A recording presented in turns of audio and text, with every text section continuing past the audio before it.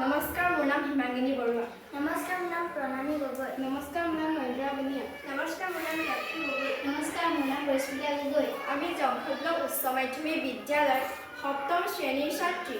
আজি আমি দেখুৱাব খুজিছোঁ যে পাকঘৰত থকা পেলনীয়া বস্তুবোৰ আমি কেনেদৰে জৈৱিক সাৰ প্ৰস্তুত কৰিব পাৰোঁ আৰু জৈৱিক সাৰ প্ৰস্তুত কৰি আমি এখন সুন্দৰ শাকনি বাৰী পাতিব পাৰোঁ।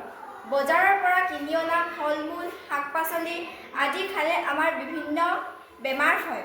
সেয়েহে পাকঘৰত থকা পেলনীয়া বস্তুবোৰ আমি জৈৱিক সাৰ প্ৰস্তুত কৰি উৎকৃষ্ট সাৰ পাব পাৰোঁ।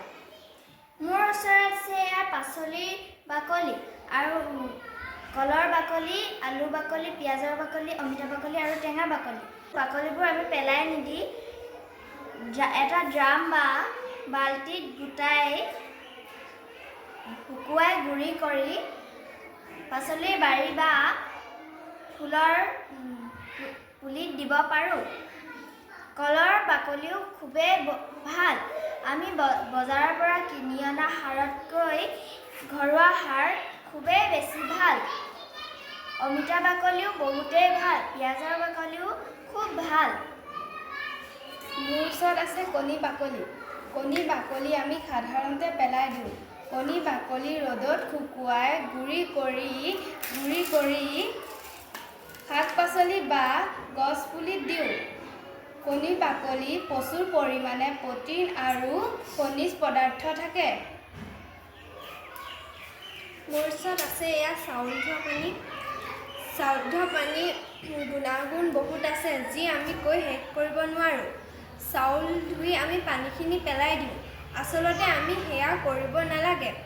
চাউল ধোৱা পানীৰ লগতে আমি মাছ মাংস ধোৱা পানী, পাচলি ধোৱা পানী আদিও পাচলি গছত বা ফুলৰ গছত উৎকৃষ্ট সাৰ হিচাপে ব্যৱহাৰ কৰিব পাৰোঁ।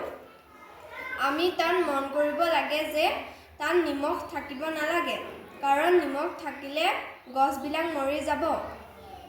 মোৰ ওচৰত আছে এয়া চাহপাত।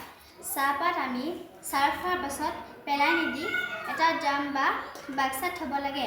চাহপাতখিনি আমি ভালদৰে ধুই যাতে তাত চেনি বা গাখীৰ নাথাকে সেইটো আমি মন কৰিব লাগে।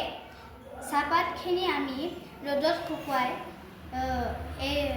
শুকুৱাই কেইদিনমান চাব লাগে যাতে তাত ভেঁকুৰ বা পানীজাতীয় দ্ৰব্য থাকি তাত ভেঁকুৰি নাযায়, যাতে তাত ভেঁকুৰ বা বেলেগ বস্তু নাথাকে। আশা কৰোঁ আমাৰ প্ৰকল্পৰ বিষয়বস্তু সকলোৱে বুজিব পাৰিছে আৰু ইয়াৰ দ্বাৰা সকলো উপকৃত হ'ব। ধন্যবাদ।